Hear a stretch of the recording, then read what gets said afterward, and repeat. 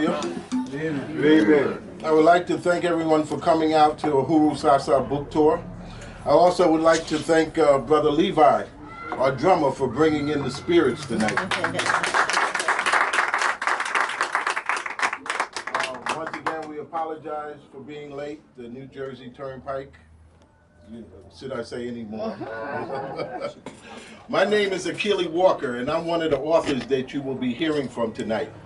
The whole idea of this tour came about because Baba Jitu Weusi, founder of the East Cultural Center and headmaster of Uhuru Sasa Shule, and Baba John Watusi, founder of the African Poetry Theater, both in New York City, asked me to do a book signing at their venues before they passed away last year.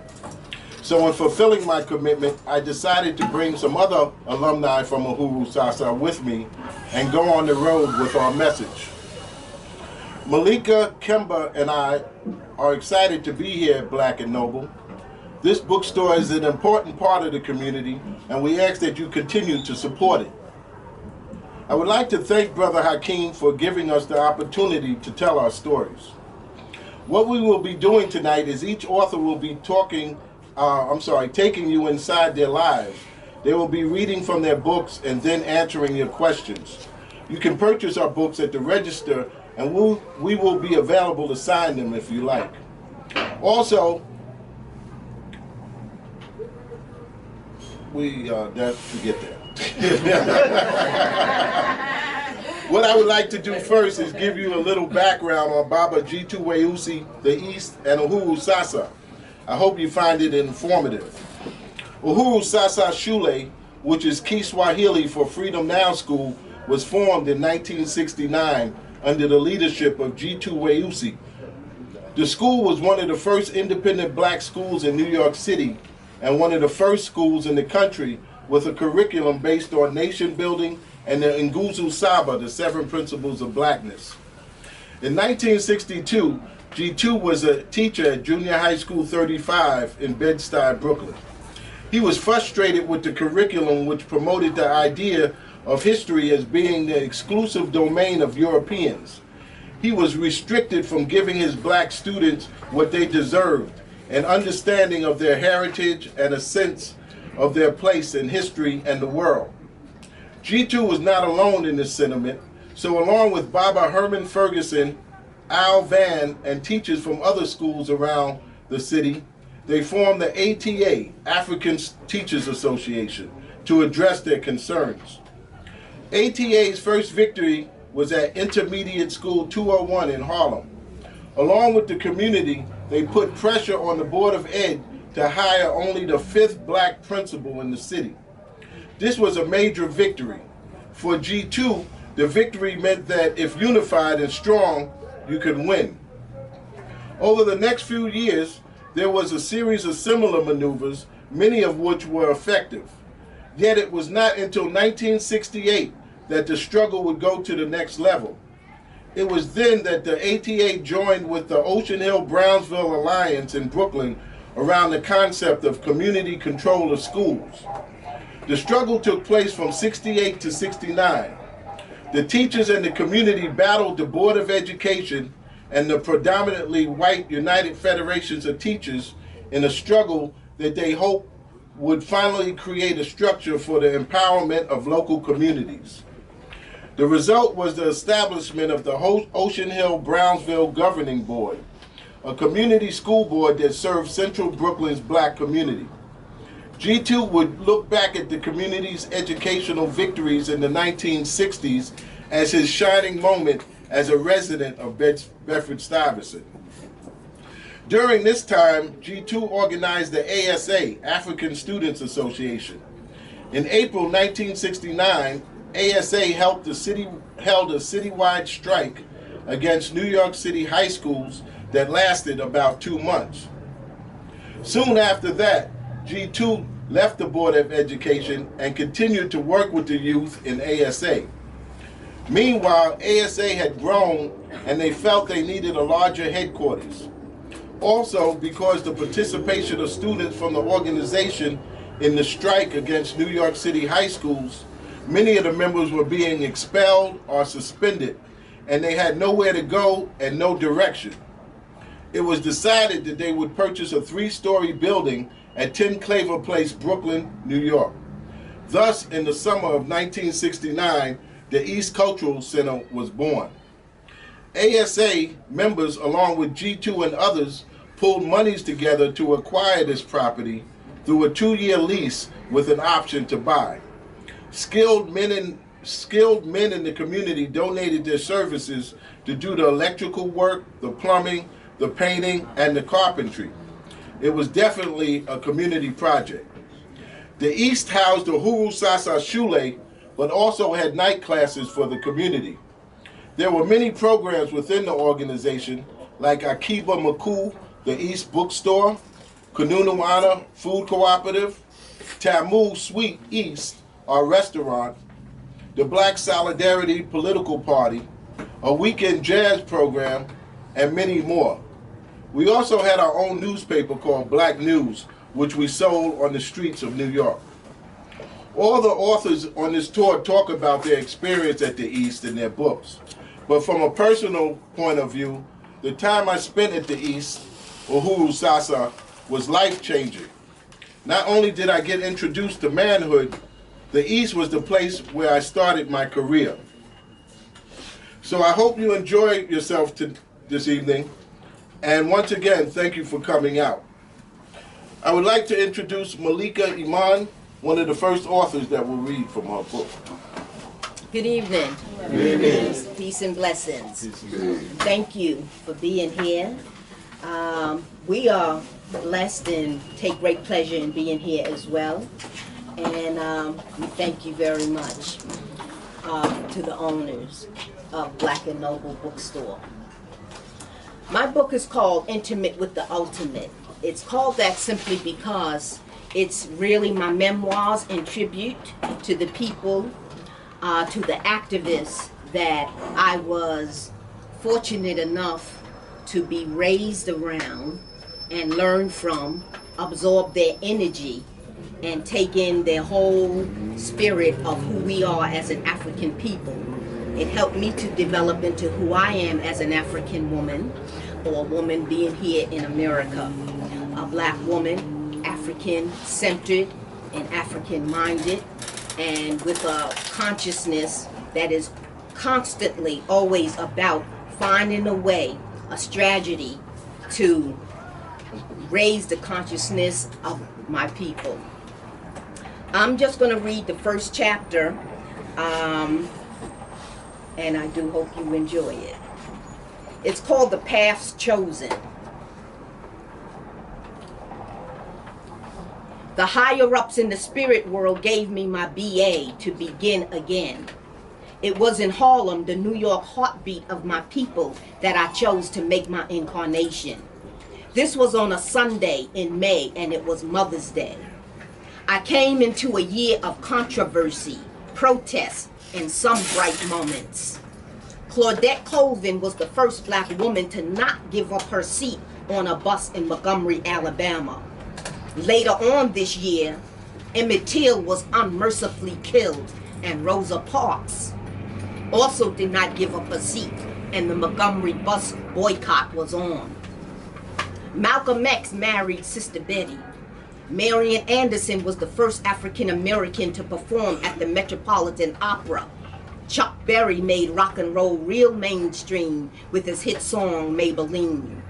The movie Blackboard Jungle, starring Sidney Poitier Primaires and jazz great Bird, Charlie Parker made his heavenly transition.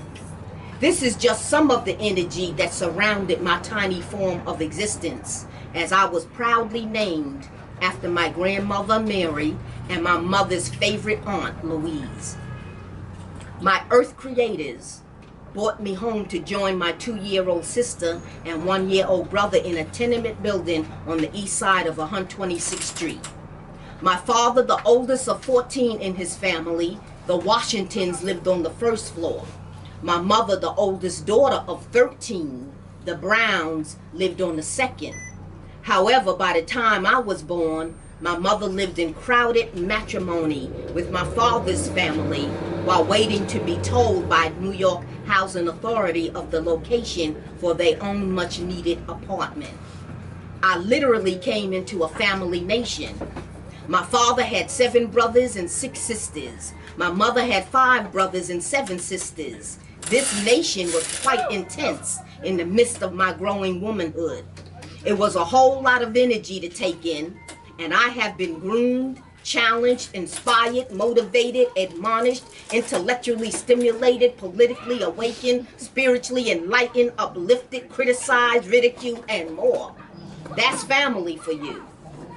Then whomever you bring into the family must be prepped for the scrutiny, the checklist, the Q&As, the worthy test, or the blunt disapproval.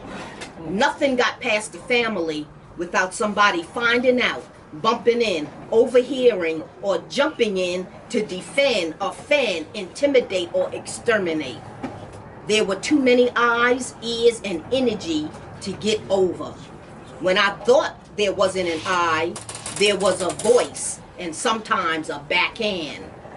Unfortunately, too many of our children today are missing the observant and caring influences I grew up with, and it appears that it no longer takes a village to raise a child. However, humility is at its best, growing up in a nation which reflects every aspect of the human personality. I was well prepared for the world outside of the family. My brown uncles were a good catch. My Washington uncles were catching goods. My brown aunts were models of grandeur, and my Washington aunts were pillars of strength. I see my African history in all of them. Their energy, drive, and total vibration reflected much of the great people I am proud of in my history. I saw the ingenuity of George Washington Carver, W.E.B. Du Bois, John Henry Clark, and Dr. King in my brown uncles. I saw in my Washington uncles the warrior spirit of Shaka Zulu, Toussaint L. Overture, Marcus Garvey, Dr. Ben, and Malcolm X. My brown aunts had the grace and serenity of Ruby Dee, Betty Shabazz, Mother Hill, and Coretta King. My Washington aunts reflected the dignity and strength of Harriet Tubman, Sojourner Truth, Rosa Parks, Fannie Lou Hamer, and Queen Mother Moore. The Browns and the Washingtons were opposites in character, style, physical makeup, and spirit. My brown nation is tall, high-cheeked, red-boned Native Americans descended from the Seminoles, and my Washington nation is melanin-rich, almond-shaped eyes, Cherokee strong, and African-rooted. They were hanging tough in that tenement on 126th Street in Harlem. A whole lot of drama was going on. And when the Brown and Washington married, the drama became more intense. I'm going to fast forward to when I was 7 in the Nation of Islam. Through the inspiration and great influence of Minister Malcolm X, we joined the Nation of Islam when I was about 7, and we enjoyed being in the mosque.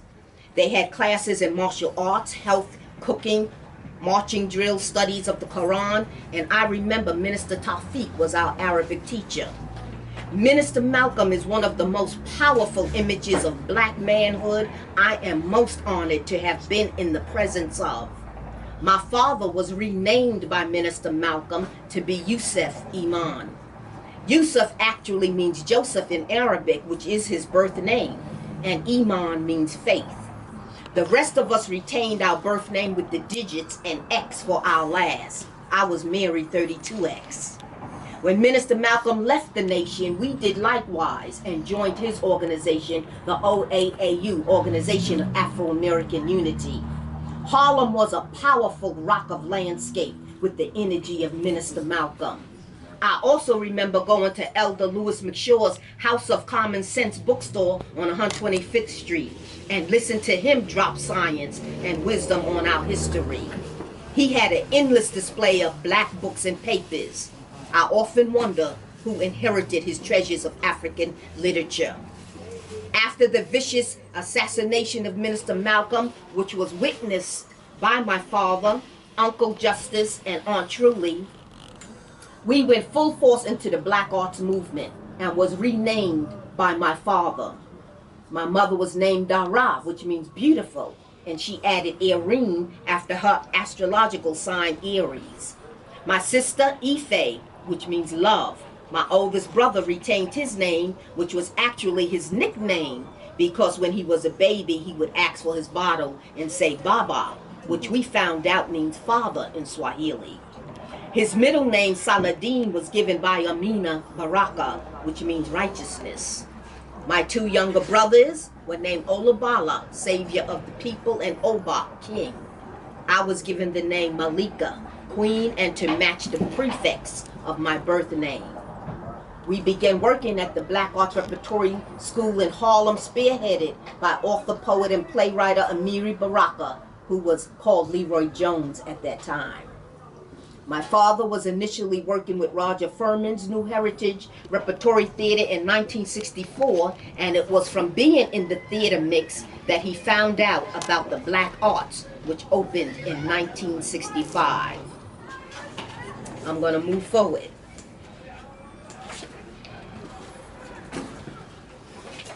As a family, we were constantly on the move, working, developing, preparing, and sharing. Some relief came when we would perform, and I would see happy faces that enjoyed seeing all the work we put into making them smile. I felt really good about being able to make people happy in my own cute and fresh way. I felt especially blessed. I remember we had the pleasure of doing a show at my middle school, George Gershwin Junior High School, 166, which I attended with the successful Latino actor Jimmy Smits, and who was one of my hanging buddies. The show we did put a bully named Sheila in deep check. She always took offense to my traditional attire. Sometimes I would come to school wearing a gele, an African head wrap, or something that would be African, and she would harshly comment, "What do you need to come to school like that for?"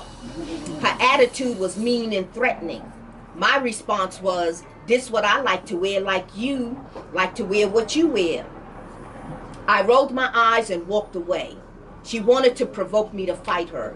I never did give her the honor.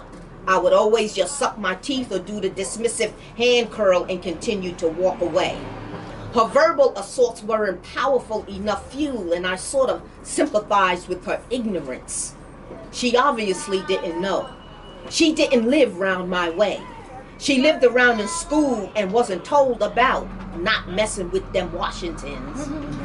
At this particular performance, I didn't know she was in the audience until my classmate and best friend, Laura Allen, told me a few weeks later.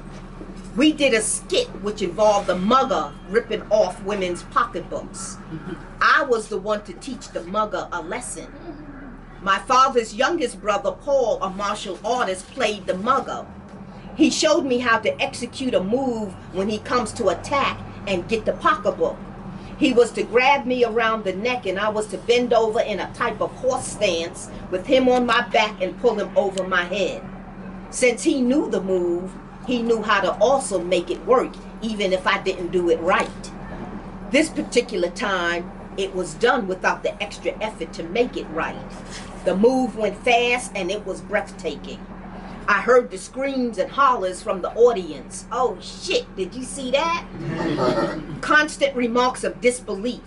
Since I was far from being like an Amazon, it was often assumed I was an easy target to be bullied. Sheila was bigger than me, as most bullies always seem to be, yet from that day on, I heard nothing from her. In fact, when we would see each other in the hallways at school, I noticed she would clear the path, as they did around my way. I told Laura, "Sheila seemed to have changed. She's not trying to start up with me no more. I wonder why." Laura said she saw the show. We looked at each other and laughed joyously. Soon after our hearty laugh, I seriously thought about power. People fear power as much as they want it, and people want power to place fear in people.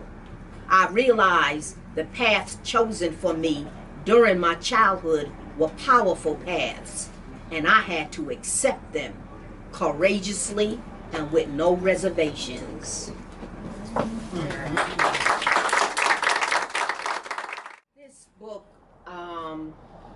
felt was necessary to do because there is a whole lot of history in it. And the tributes I give to those activists that I was fortunate enough to be raised around, I call them ultimates because these folks were ultimate in their stance for our freedom, justice, and equality. They sacrificed a lot. Some have passed on in the name of blackness, in the name of our struggle, and we have to keep their legacy alive. The book is dedicated to my mother and father, Yusuf and Dara Iman, for setting this path for me. And I give thanks. All praises due to the Creator.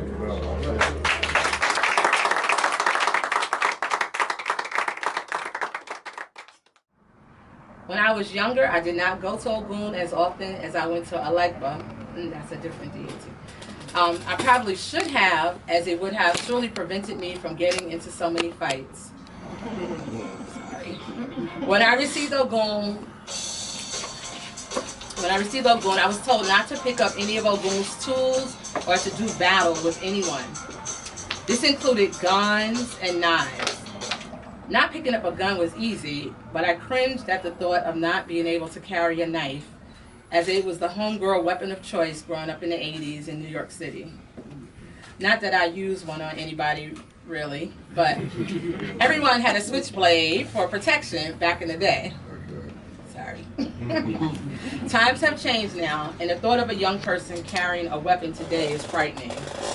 I mean, I guess it was scary for my parents back then as well. When I reflect on all the people I know who died tragically, having been shot or stabbed, is overwhelming. In my senior year of high school, which was then Samuel J. Tilden High School, a young freshman football player, Martin Boulay, was stabbed down the block from the school and died on the spot. I saw his lifeless body lying there on that hard concrete street. Later in the same year, Cheryl Edwards, a girl who played spades with me during lunch, was stabbed and killed right in front of the school. They tried to rob her for her earrings. My friends and I cried. She was a good person and her mother's only child. Throughout my teen years, violence with guns and knives was rampant in my community. Every teenager I knew growing up in New York City had been in numerous gun shootouts where everyone was either hitting the floor or running wildly. These incidents usually took place at someone's house party or at a spot or at the summer block parties we used to have in Brooklyn. In truth, the shootouts were occurring all over the place. In school, on the block, at the park, everywhere. It seemed thrilling sometimes, but when close friends and people I used to chill with started getting killed by this senseless violence, the excitement wore off very quickly. It turned into something even uglier when one of the people who died because of violence was my family member. My little brother Italo was shot taking a shortcut through a neighborhood schoolyard park. Although he seemingly recovered fully, he died months later from a massive intestinal blockage caused as a result of the injuries he sustained from the shooting. Italo was a rising basketball star and a truly gifted young man. He knew a lot about Black history and was quick to draw you into a trivia match to test your wits against his. And Italo's 16 years on this side was short, but his presence is everlasting, for as we know, Egun, our ancestors, one never really dies. During that time period, my little brother was only one of several people I knew who died as a result of violence. Famed civil rights activist Sonny Carson, Ibaye, and my other self-appointed godfather, brought Tupac Shakur Ibaye to come out and speak to the young people about the senseless killings going on. Tupac was instrumental in helping ease some of the tensions that were permeating around our neighborhood. Ironically, less than 2 years later, Tupac would die from the same kind of tragic violence. Nothing can erase that kind of pain from any family's life. I have known so many people who have died because of violence and that I've almost lost count, but I have never forgotten any of them. sometimes I wonder what their lives would be like if they had to live to see 20 or 30, if they had lived to see 20 or 30. During my years at Uhuru Sasa Shule, one of the central points the Mwalimus, which are teachers, instilled in the students was that we must be prepared to fight our enemies. We were a black militant group in so many ways. Most of our class trips were actually school demonstrations against social injustice, police brutality, and boycotts against racist establishments. And while we marched through the streets, we sang songs of black pride laced with the names of our African history's greatest people, past and present. Malcolm X, Marcus Garvey, H. Rap Brown, Kwame Nkrumah, Queen Mother Moore, Martin Luther King, Nat Turner, Stephen Biko, W.B. Du Bois, Sekou Touré, George Washington Carver, Queen Nzinga, Al Van, Assata Shakur, and countless others. Although we were taught that we needed to be ready for war, we did not learn physical combat except for occasional self-defense classes. Our weapons was our mind. The Mwalimu wanted to make sure we knew how to think, plan, and strategize. Or as one of our common sayings went, we needed to get ready to educate, agitate, and organize. Similarly, Ogun would not want young people to use his tools for battle, but instead use their minds. This makes Ogun so necessary in my life. I need Ogun to protect me in the world. Also, Ogun says, let me fight your battles. How important for me to remember, because in anger and through rage, I could pick up a weapon and regret my actions for the rest of my life. Through Ogun, I am calm to know that I am being protected.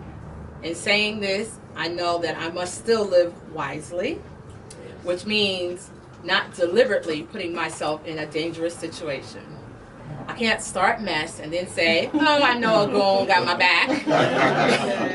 Because it would be me who will pay the ultimate price. Okay, I'm going to stop there. Thank you.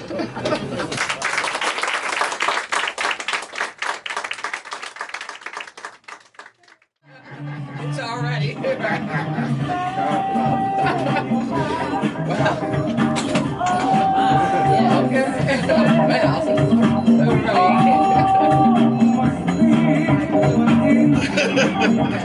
got you next The revolution will not be televised. The revolution will not be brought to you by Xerox in 4 parts without commercial interruptions.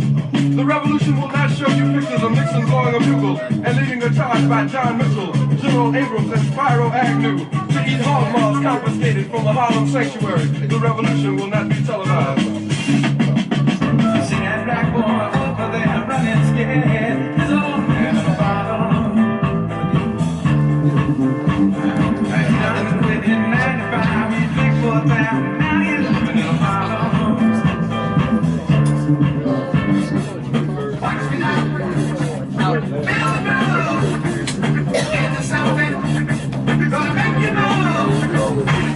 Oh, thank you. Oh, thank you.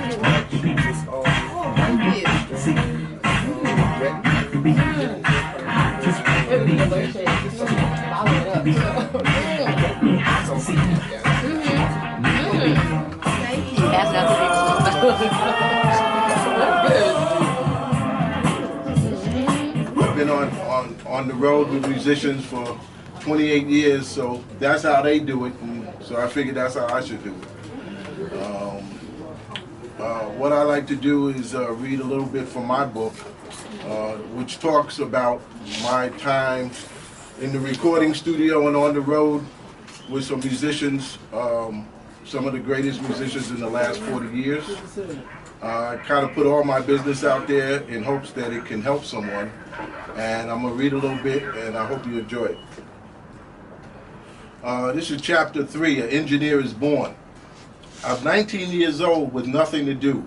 Still uncertain about my future, one night I decided to go to the east, where on the weekends it was transformed into a nightclub. They served food and punch, but it was a BYOBB, bring your own brown bag establishment. Customers had to bring their own liquor. The location was very unique. It was in the middle of the hood, do or die Bed-Stuy, Bedford Stuyvesant, Brooklyn. But that didn't seem to bother the customers. The place was packed every Friday and Saturday night. At the East, the very best contemporary and traditional jazz artists would perform. We're talking artists like McCoy Tyner, Betty Carter, Rahsaan Roland Kirk, Pharoah Sanders, Sun Ra, Yusef Lateef, Stanley Turrentine, and more. The most unique thing about this club was the no white people allowed policy. The year was 1973, and how we got away with this, I don't know, because white people wanted to come. In fact, some artists did not want to perform at the East because of this mandate.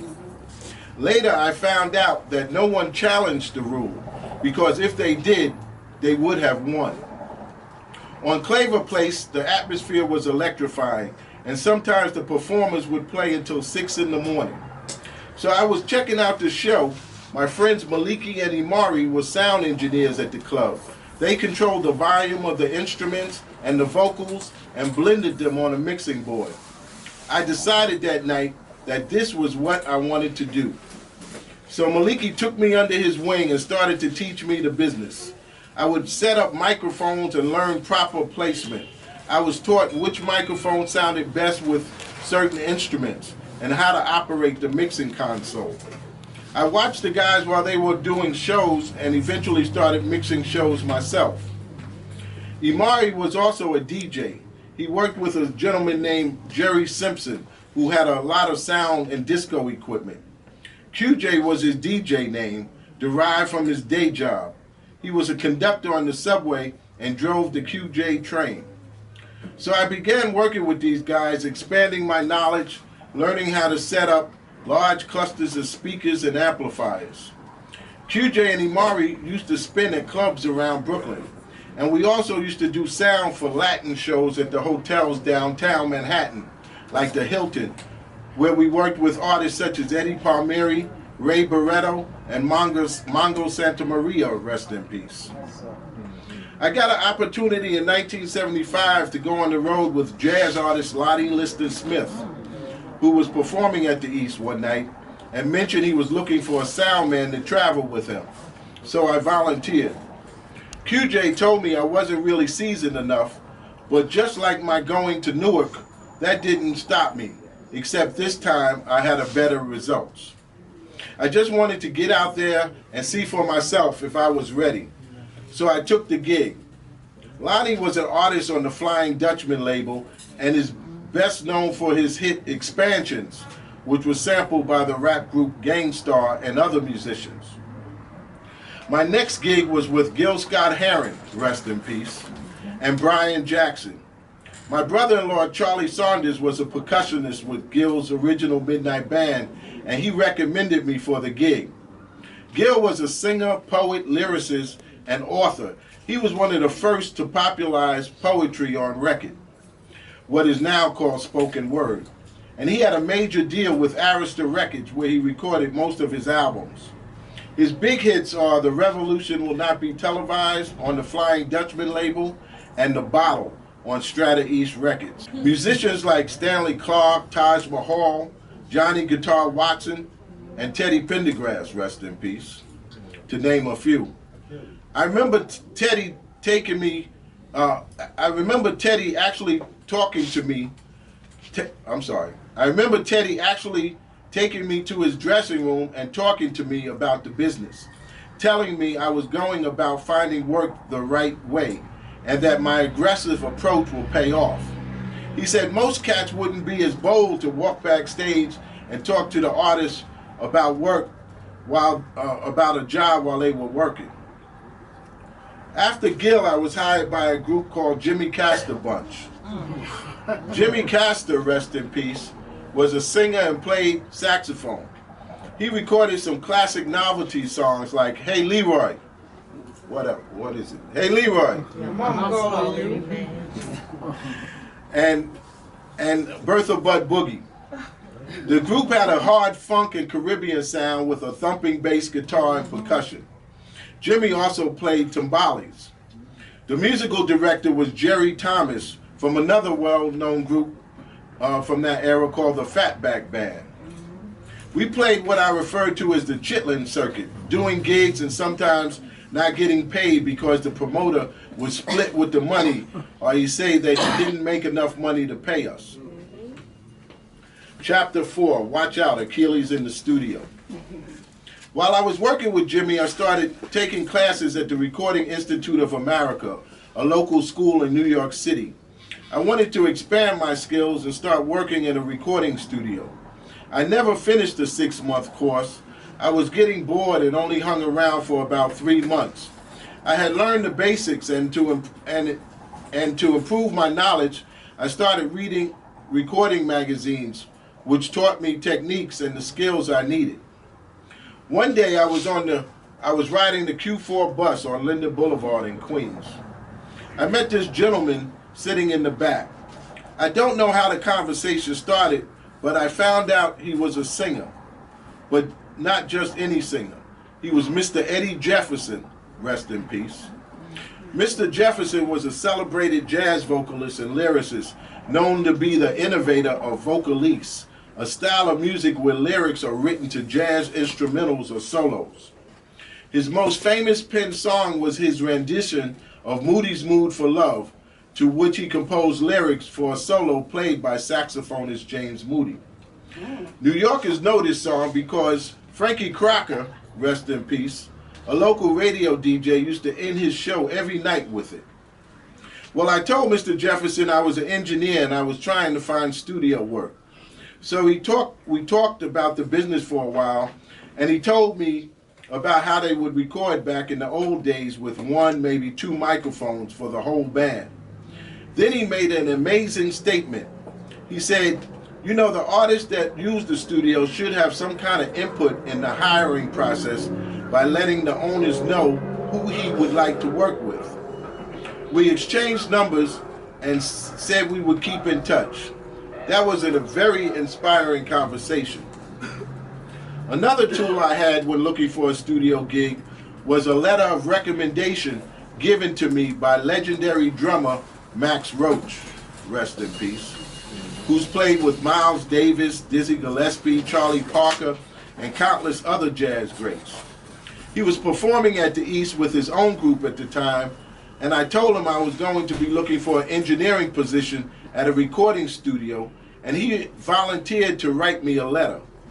This was amazing to me because I had grown up listening to Max Roach's Drums Unlimited album as a kid with my father, and now he's recommended me for a job. It was unbelievable. In 1978, I was offered a position at Music Farm Recording Studio located on 55th Street in New York City. It was a family-owned business. The proprietors were the Benantes. Charlie, the son, controlled the daily operations of the studio. When I was offered the job, I remember Charlie telling me, we have a lot of black clients, but no black personnel, so hiring you would be a good idea. In the 70s, African-American audio engineers were scarce. You could literally count the number of black engineers on the road or in the studio on one hand. The industry was dominated by white males, and females were non-existent. In the 26 years that I spent in the business, I don't remember seeing more than 4 females. As an African-American engineer, or any profession at that time, if you were black, you were constantly being tested and had to prove yourself. Sound companies thought you were the artist's cousin or friend, and you were never looked at as an engineer. Thanks to the efforts of myself, Greg Mann, Edison Sansbury, and Jimmy Douglas, to name a few, the perception of black engineers have changed today, and I hope the attitude has changed as well. When I was working with Jimmy Castor, Otis Blackwell, rest in peace. Otis wrote Don't Be Cruel, All Shook Up, and The Return to Cinder for Elvis Presley, and Great Balls of Fire for Jerry Lee Lewis. Also Handyman for Jimmy Jones, rest in peace, which was later covered by James Taylor. That was amazing because he was a black man. Right. This was when Cameo got their first record, a plaque representing the sale of 500,000 records. When their song Find My Way was featured on the Thank God It's Friday soundtrack. Larry Blackman whom we all know as the cup-wearing frontman for the group, was also the drummer and producer. Cameo, like all groups, would start their project by recording basic tracks. The group would go into the studio and play drums, bass, rhythm guitar, and electric or acoustic piano. They sometimes had a vocalist in the vocal booth to sing along as a guide. The next day, the group would come in and record overdubs, adding lead guitar, background vocals, strings, horns, lead vocals, percussion, and anything else that Larry thought the song needed for it to become a hit. Luther Vandross, rest in peace, my friend, would always come by and record jingles, commercials, and backgrounds for records before he got his recording contract. Luther's sound was unique, and he was one of the most sought-after background vocalists of that decade. His harmonies and ideas, created with the other singers who accompanied him on the sessions, would make the songs he worked on gold. And he was one of the nicest persons that I have ever met. He would be so excited when he told me about the different record companies that wanted to sign him. Brass Construction had a string of gold records. Randy Muller was the leader, keyboardist, and arranger for the band. Their producer, Jeff Lane, who also produced BT Express, another successful and popular group, when he first saw me, sarcastically said, "Oh, so you got a token here." I knew he was joking. It really didn't bother me. I laughed and said to myself, "Yeah, I'm a token," smiling the whole time while I'm watching the engineers doing the sessions and learning the equipment and the techniques I would need to be successful one day. A couple of months had passed and I started assisting Peter on sessions. We recorded acts like Sky, the first successful project recorded by Randy Muller, and another project we did for Randy was world-renowned organist Charles Earlin, rest in peace. Although known as a jazz musician, Randy took him in a different direction, recording disco songs and singing, which was a first for him. The name of the album was Let the Music Play on Mercury Records. During the disco craze, we worked 15 to 20 hours a day. I was now assisting Peter and Eddie and found myself sleeping in the studio on those days when a session ended at 5 a.m. and another one started at 10 a.m. It would have taken me 3 hours to get home and back, so I would just crash on the couch. When I first started working at Music Farm, a lot of weed was being smoked in the sessions. We would do 3 or 4 sessions a day, and each artist would bring his own stash. Marijuana and I did not get along. It made me paranoid and forgetful, inhibiting me from doing my job. Later, marijuana was replaced with cocaine, and I found cocaine as well as other drugs like ecstasy and uppers very easy to get along with. I had no problems with these drugs interfering with my work, or so I thought. I found myself snorting cocaine for pleasure and to keep me awake. In fact, I continued to use cocaine for the next 20 years of my life and overdosed twice. I've been working at the studio now about 9 months, and I started bringing in some of my buddies who were musicians to record, like my best friend, producer, drummer Trevor Gale, who had a band named Solar Caravan. One of the songs we recorded, "The Funk Is Gonna Get You Yet," got them a deal with Columbia Records. Tanya Willoughby, who penned A Lover's Holiday for the disco group Change, was Solar Caravan's original vocalist. She was replaced by Melissa Morgan, who later had a big hit, a remake of Prince's song, "Do Me Baby," for Capitol Records. I also did a little production work for singer-violinist Miles J., who recorded a song, "I've Been a Fool for You," for Island Records. As a result of recording these people, I was able to tighten up my skills in order to go to the next level. Chapter 5, A Dream Come True. Around 1979, I started engineering sessions for the studio. This was a rare occurrence for someone to be placed in this position so quickly. During this time, I had the great opportunity of working with Prince. He was pretty much unknown at the time. This was before the release of his first mainstream album, Prince, on Warner Brothers Records. Excuse me. He came to the studio and recorded a demo for the group The Imperials. He brought with him Des Dickinson and Andre Simone from his band, The Revolution. This was a great session. They recorded the basic tracks and then Prince started adding overdubs. He started playing the acoustic piano, synthesizer, then added more guitar parts. He was amazing. I asked, who is this guy? It was funny that the producer was sitting on the couch between two women the whole time, sniffing blow, and didn't want to give any up. But after a while, I didn't care if I got some or not. I was so astonished at Prince's work ethic that I was fine without it.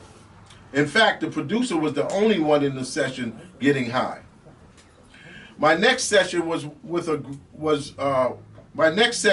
group called Humble Pie, a rock and roll band from London. When I arrived at the studio, I had no idea who these guys were, but all the other engineers were familiar with their work. I don't know why I was chosen to do this session, but I didn't complain. This British band was very popular in the late 60s and 70s.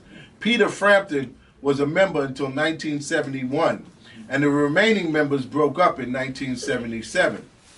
This was a new group put together by Steve Marriott, rest in peace, the lead vocalist and guitarist for the band. They came to New York from London to record an album for Atco Records. This was my official introduction to rock and roll as an engineer. The track sounded great. They were very happy with my work, and I was kind of amazed myself at what I had accomplished. They had another engineer flown in from London to mix some of the songs, and they asked me if I would mix two of them as well. Mixing is the process of blending all the instruments and vocals together and storing them on a master, converting 24 tracks to 2 tracks. This was the first mix I had ever done on a major project, so I was excited. Well, the album On the Victory was a success. It was a great experience, one that I will never forget. Because of the success of the first album, largely due to the song I mixed, Fool for a Pretty Face, Humble Pie returned to Music Farm to do a follow-up album entitled Go for the Throat. The cocaine was plentiful during these sessions, and other drugs were going around as well. During this project, I experienced my first overdose. I remember being in a hallucinogenic, euphoric state of mind, feeling like I was there but not there, kind of like an out-of-body experience. The room was spinning, and I was going through the motions physically, turning knobs and shit, but my mind was somewhere else. It lasted about 20 minutes. Thank God no one talked to me while I was going through this. When the cocaine ran out during this project, so did my productivity. I was moving slowly and dragging, so I was kicked off the project. This was a great opportunity for Greg Goach, my assistant, who took over the engineering duties. It was his time to shine. But I guess everyone had too much cocaine, because when the album was completed, the record company hated it. So the band was given a producer to work with and went to another studio to do it all over. However, upon the album's completion, it did not do as well as the first one. Unfortunately, that was the last time I had a chance to work with this group. Around this time, Charlie Bonanti, with his partner Alan Raymer, opened a sister studio around the corner underneath the popular club Studio 54 and called it Soundworks. It was a beautiful facility with blue airport runway lights on the side of the steps leading down to the lobby and state-of-the-art equipment. We added 2 engineers to the staff, Jerry Gabinelli, rest in peace, and Jerry Garsver to help with the additional workload. Garsver also designed the studio. Charlie wanted my input with hiring assistants and interns, so along with Craig from the Humble Pie session and Michael Morangel, I had the chance to hire some African Americans. So I enlisted Rosa Howell and Eddie Osorio. I also hired another female named Linda Randazzo.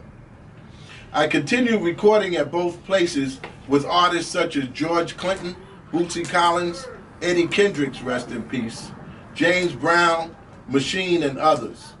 Thank God that incident with Humble Pie didn't end my career, and Charlie still believed in me.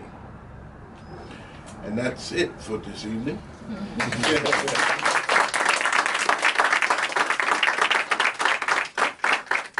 What we'd like to do now is take any questions, if anybody has any. No? Comments? Okay. Yeah, most of the slides of the artists that were up there, I got the impression that you worked on all of those Yes, I albums did. or... Yes, I worked with all of the artists on here. This is Larry Smith.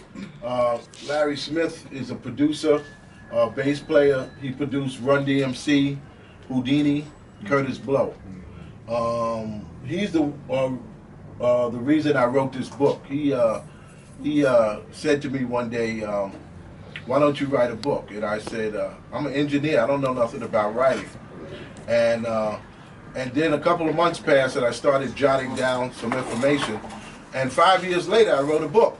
And I was telling the ladies, it was just, it's coincidental that Larry's had 2 strokes since I wrote this, well, during the time I wrote this book. And he's been in a rehab center for the past 4 years. He's unable to talk and he's unable to walk. And I'm saying to himself, I'm saying that's coincidental that now I'm talking for him through my book. And yeah, so that's Larry Smith. So these are the artists that I've worked with. How long did it take you to write the book? 5 years. See, if you watch videos and TV all the time and you read these magazines, nobody in your neighborhood is talking about it, none of your friends are talking about it, it's difficult for me, George. I mean, I'm just being honest about it. And because you guys do that, and you talk about, I don't mean to say guys, I mean, you women, you African women, you know, and I think we need to be correct about that. And I need to change that and say things like that and do things like that. It's just difficult. I mean, they say it's me. It's my blackness. It's like they're not part of it. Right. Right. That's what. Yes, sir. I think I already have one, so you can go. I'll go after you. Oh, to my brother Osasa, my elder brother. Oh yeah. You know, when you talk about video, one thing I have to always study videos. That's what I'm always studying, and studying symbols. You know, hip-hop music, video-wise, is a very symbolic culture. And a lot of times inside of the videos, there are symbols that are subconscious and consciously given to the audience that are deep African symbols. And especially through the dance and the rhythmic movement. So when you learn those symbols, and you know those symbols, you can sit down and watch a video and see who's speaking through the videos that the artist may not even know who's speaking through the videos. Those symbols. So, and that's a good thing to do with young people. It's an idea. All right. Thank you. Okay, that's good. So, Sister Malika and Sister Kemba, first of all of you were very good in what you gave us. I think the music is very important for young people to know that kind of involvement and what it takes to not only be a musician but also behind the scenes. But both of the sisters also gave us a connection to family. You, Sister Kimber, when you talked about the relationship of the Yoruba tradition along with the Uhuru Sasa and how that kind of interwove, you didn't say interwove, but how it came together. And for Sister Malika, the history of your family and very powerful what you got from each side of your family, from your mother's side, your father's side, and also all of them being there together. There was both a correlation of your Yoruba family and the people from the school, and also your family, and then the connection to the activists. So for all of you, this kind of presentation would be something that would be very powerful with a lot of young people to see.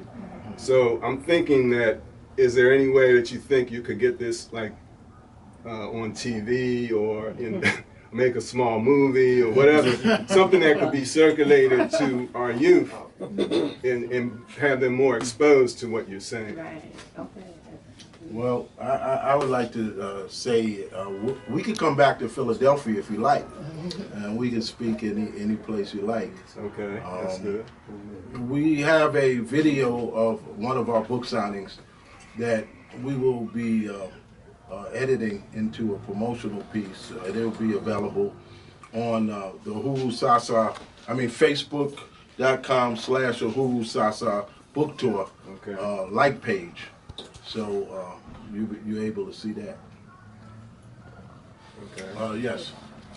Brother. I have a question. You being an engineer, right? 'Cause I came in late. I didn't hear the whole presentation, but I was very. My brothers introduced me to your body of work, and being one who came up through the era of the funk in the '70s and the synthesized music in the '80s, and Curtis Blow and rap coming up in the late '70s. What is your how being that you know the past, and if you know the past, you can somehow see the future. Where do you see the music and the art form transforming into?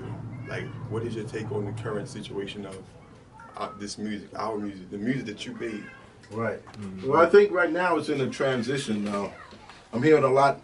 I've seen a lot of artists, rap artists, working with bands now.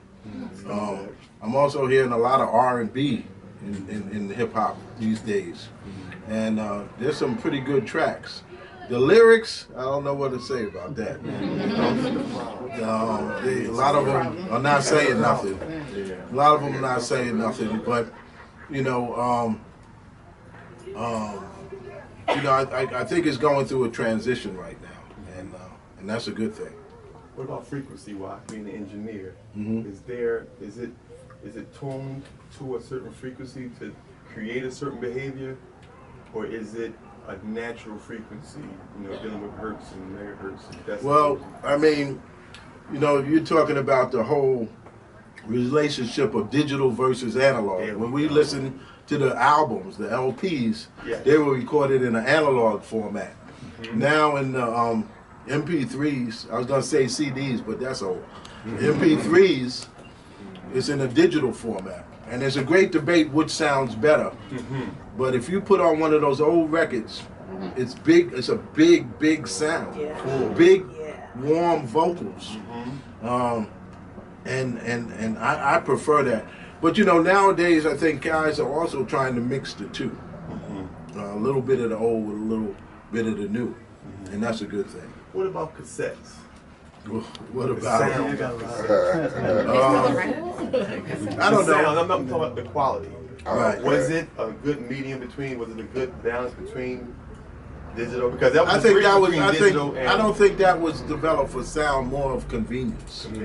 Because the sound was kind of flat on cassettes. It wasn't big. It was kind of squashed the music a little bit. Okay. Not like the album. The album was the truth. Good. Technology. Well, as you see, we have our videographer here, Sharif, and most of the book signing events and events that we have here, we usually put it on YouTube. I just wanted to make sure that was okay with you guys of the book signing. And I wanted to let everybody know if it is okay to tune in, because this will go up tonight. Because he asked how could the youth get this information, and we have over 7 million followers on YouTube because we been putting up videos constantly for the last 4 years. So if it's okay with y'all, the world will see this actual event. We're glad to be here, and do your thing. Thank you very much. So everybody, go to Black and Nobel on YouTube and share it with your family and friends. And you can do a commercial like buy these books. It's going down tonight. We may be here. We may be here till 1, 2 in the morning editing. So it's going to go up tonight. Great.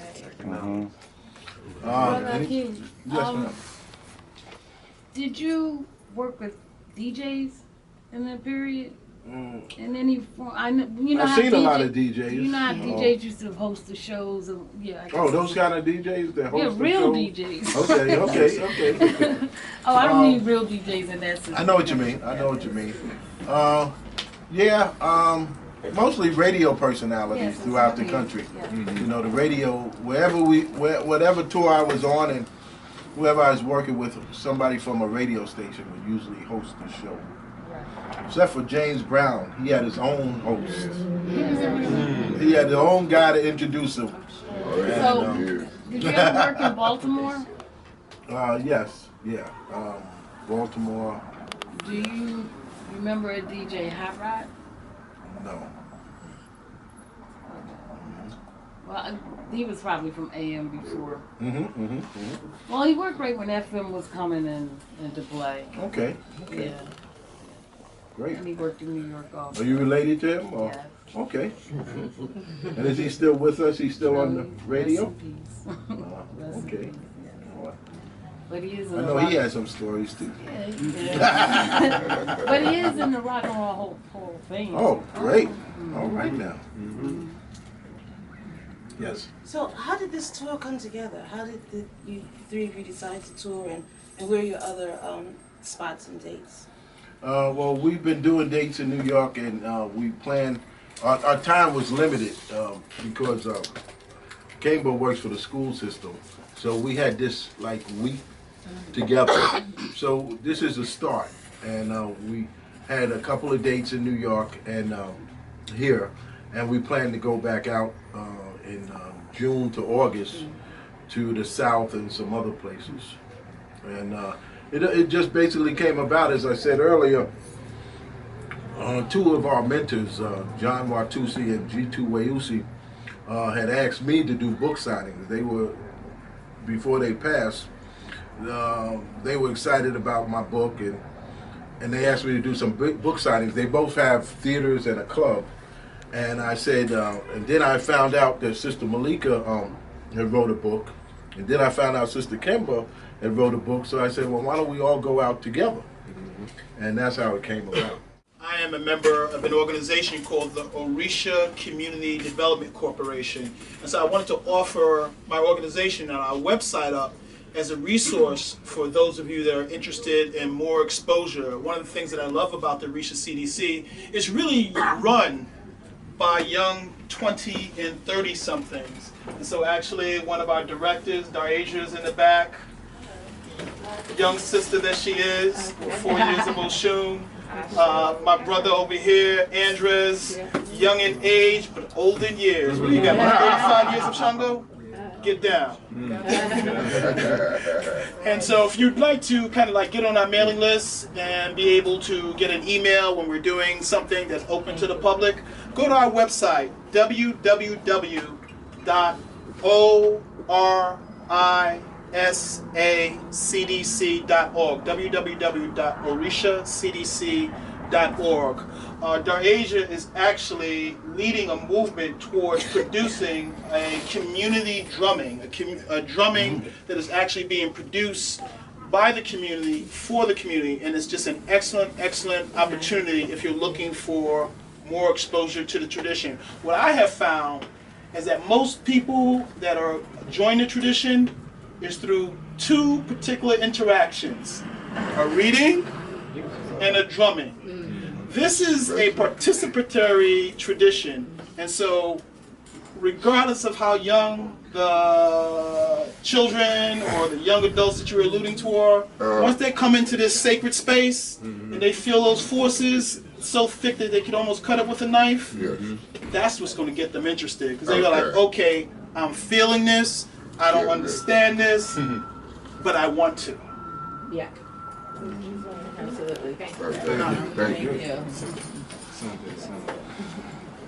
Any other questions? I have a question.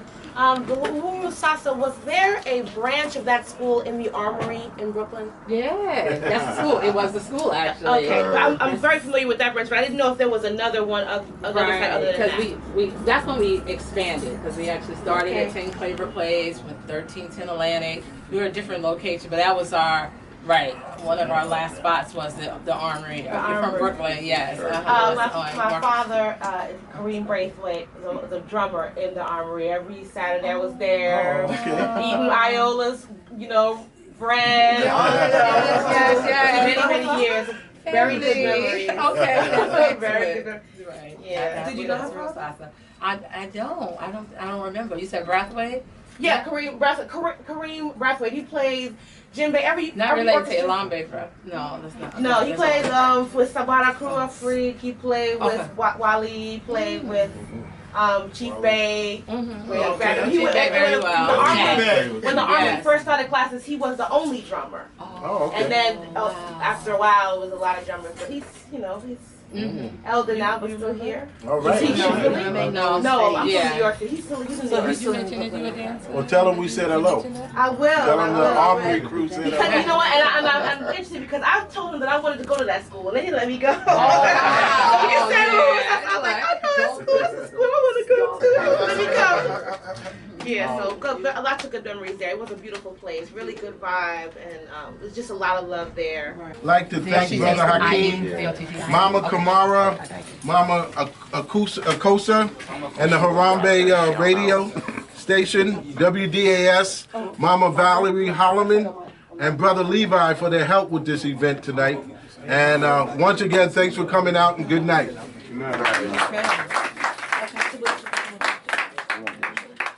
Oh yeah.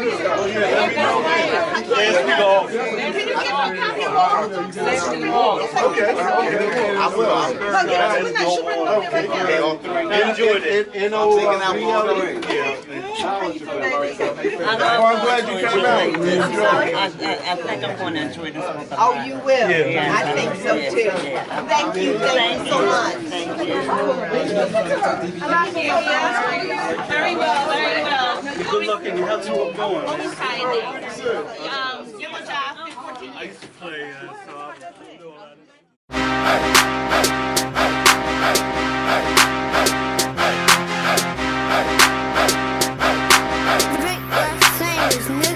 Right off the Barnary sub-stop, Philadelphia, PA. Shot so loud you would think it was a club spot. African Americans, although we all over the web, we the hood librarians. We ship to prisons too. We reach out and deliver to those that's bitten too, but it's more than a bookstore. You want it, we got it. Mixtapes, DVDs, and culture products. Black and Nobel got our hands in a lot of projects. We welcome all to come build. The energy is positive. Every member of the team is awake and conscious. Come through and experience this place of knowledge. They say they'll put it in a book if they wanna hide it from us, but we got them books so you can buy it from us. Something to read while you on a train or riding the bus. Get your read on, food for thought, get your eat on. Black and Nobel, I buy my books at Black and Nobel.